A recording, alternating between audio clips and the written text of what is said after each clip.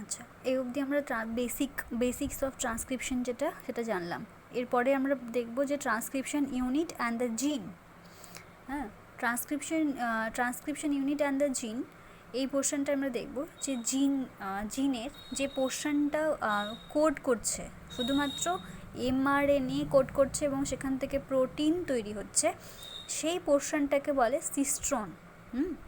জিনের একটা ডিএনএর একটা পোর্শন, যেই পোর্শনটা নিজেকে এক্সপ্রেস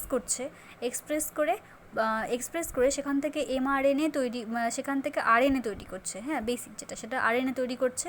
আরএনএ 3 রকমের, এখানে তুমি দেখতে পাবে এখানে 3 রকমের আরএনএ: টিআরএনএ, এমআরএনএ और আরআরএনএ এবং আরআরএনএ। টিআরএনএ और ট্রান্সফার আরএনএ, যেটা কি করে, in case of translation process tRNA amino অ্যাসিডকে ট্রান্সফার করে। আর যে রাইবোজোমাল আরএনএ বা আরআরএনএ, তার কাজ ক্যাটালাইটিক রোল হিসেবে, in case of translation process সেখানে ক্যাটালাইটিক রোল আছে তার, এবং স্ট্রাকচারাল রোল আছে। হ্যাঁ, আরআরএনএর শুধুমাত্র এমআরএনএ, যেটা এমআরএনএ একমাত্র টেমপ্লেট হিসেবে কাজ করে প্রোটিন সিনথেসিসের জন্য, মানে ট্রান্সলেশন প্রসেসে।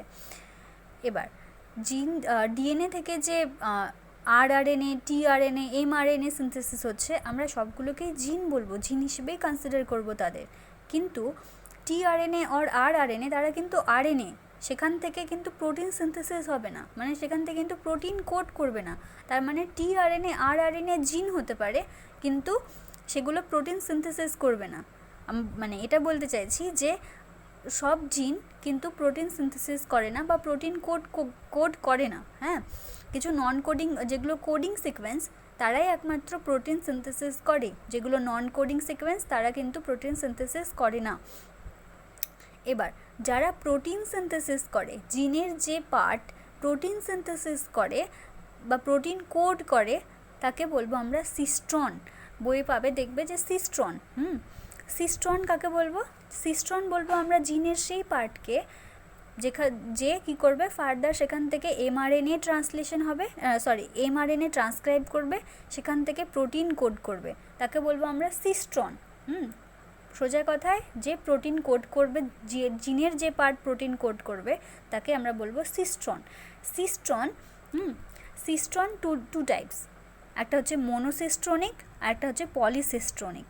মোনোসিস্ট্রনিক দেখা যায় ইউক্যারিওটসদের মধ্যে, আর পলিসিস্ট্রনিক ইন কেস অফ প্রোক্যারিওটস দেখতে পাই। মোনোসিস্ট্রনিক আর পলিসিস্ট্রনিক কী জিনিস? পলিসিস্ট্রনিক কখন বলবো? যখন ধরো একটা জিনের আন্ডারে কিছু রেগুলেটরি সিকোয়েন্স থাকবে। মানে এই জিন যদি সুইচ হয়, তাহলে এই সুইচটাকে যদি আমি এখানে টার্ন অন করি, তাহলে এর আন্ডারে যে রেগুলেটরি সিকোয়েন্স, এরা অন হয়ে যাবে। এরা অন হয়ে কী করবে, সেখান থেকে প্রোটিন সিনথেসিস করবে। এটা হচ্ছে পলিসিস্ট্রনিক। হ্যাঁ, পলিসিস্ট্রনিক। এবার এখানে যেটা যাচ্ছে ZYA, এটা হচ্ছে ল্যাকোপেরনের কথা দেওয়া আছে এখানে। হ্যাঁ, ল্যাকোপেরন এরপরে তোমার আছে, এরপরে আছে ল্যাকোপেরনে সেখানে আমরা দেখব যে ZYA সিকোয়েন্স আছে একটা রেগুলেটরি জিনের আন্ডারে। তো এই হচ্ছে পলিসিস্ট্রনিক। আর ইন কেস অফ মোনোসিস্ট্রনিক, সেখানে 1 জিন 1 সুইচ, মানে এই যে এখানে জিনটা রয়েছে, এই জিন নিজের সেই কাজটাকে করবে। এটা যদি জিন, এই সুইচটাকে যদি আমি টার্ন অন করি, তাহলে সে নিজে এখান থেকে একটা প্রোটিন সেখান থেকে কোড করতে পারে। এটা হচ্ছে মোনোসিস্ট্রনিক। এটা হচ্ছে ইন কেস অফ ইউক্যারিওটসের মধ্যে মোনোসিস্ট্রনিক জিন এখানে আমরা দেখতে পাবো। তাহলে এই হলো সিস্ট্রন থেকে মোনোসিস্ট্রনিক, পলিসিস্ট্রনিক।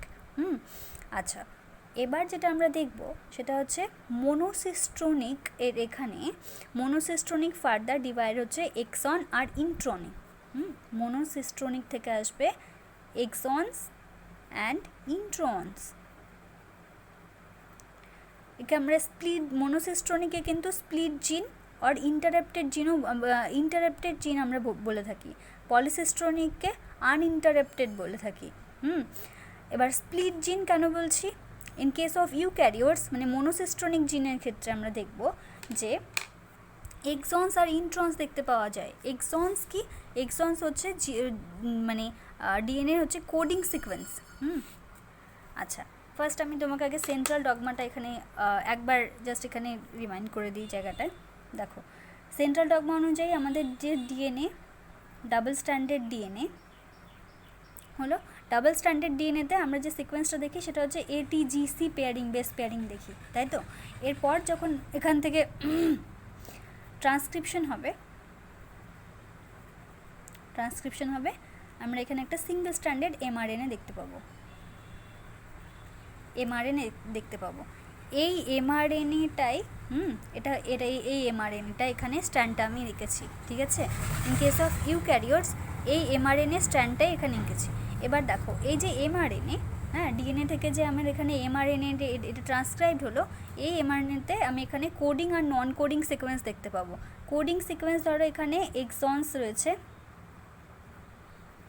কিছু কোডিং সিকোয়েন্স এখানে রয়েছে, ধরো এক্সনস।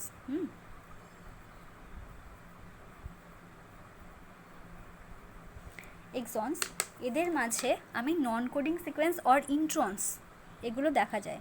ইউক্যারিওটসের ক্ষেত্রে মনোসিস্টোনিক জিন যেখানে আছে সেই ক্ষেত্রে এক্সনস আর ইন্ট্রন্স এর মাঝে মাঝে এরকম করে প্রেজেন্ট থাকে। এগুলো হচ্ছে ইন্টারাপ্টেড সিকোয়েন্স। যেগুলো ইন্ট্রন্স এগুলোকে বলে ইন্টারাপ্টেড সিকোয়েন্স। এগুলো কিন্তু কোনো প্রোটিন সিনথেসিস করে না বা প্রোটিন কোড করে না। আচ্ছা, এটা হচ্ছে তোমার mRNA স্ট্র্যান্ড। mRNA স্ট্র্যান্ডের মধ্যে এরকম কোডিং আর নন কোডিং সিকোয়েন্স দেখা যায়। তাহলে এই যে এগুলো হচ্ছে তোমার এক্সনস। এগুলো হচ্ছে কোডিং সিকোয়েন্স, এখান থেকেই প্রোটিন সিনথেসিস হয়, হ্যাঁ।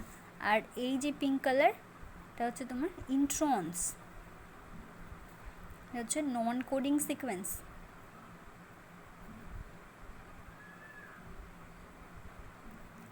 নন কোডিং সিকোয়েন্স। এবার এই যে mRNA, এখানে দেখো ডিএনএ থেকে mRNA তৈরি হলো, এই যে mRNAটা আছে না, এই mRNAর মধ্যে কিন্তু এক্সন আর ইন্ট্রন, এটাকে আমরা বলি স্প্লিট জিন। মানে মাঝে মধ্যে যে এই যে ইন্টারাপ্টেড সিকোয়েন্সগুলো আছে এরা কী করে, জিনিসটাকে স্প্লিট করে দিচ্ছে। এই যে সিকোয়েন্সগুলোকে এক্সন যারা প্রোটিন সিনথেসিস করবে এই কোডিং সিকোয়েন্সকে ইন্টারাপ্টেড করছে এই ইন্ট্রন। এরপরে কি হয় যে এই যে ইন্ট্রনগুলো তো ইন্ট্রন্স বা নন কোডিং সিকোয়েন্স তো প্রোটিন সিনথেসিস করবে না। তাহলে কি হবে, এরপরে যে প্রসেসটা হয় সেটা হবে যে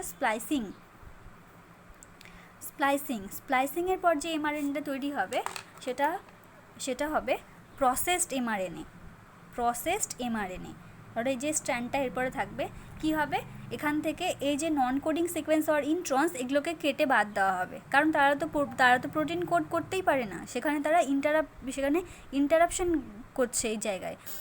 সেজন্য কি হবে, এরপরে যে ইন্ট্রনগুলো সেগুলোকে স্প্লাইসিং আর কেটে বাদ দেওয়া হবে এই জায়গায়। তাহলে এরপরে প্রসেসড হওয়ার পরে যেটা থাকবে শুধু এক্সনগুলো থেকে যাবে।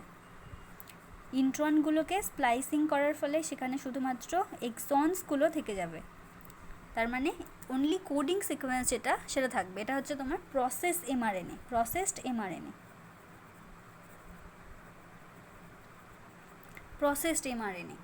এটা হচ্ছে এক্সনস, হ্যাঁ, আনইন্টারাপ্টেড সিকোয়েন্স। এখান থেকে ফার্দার এখানে ট্রান্সলেশন হবে।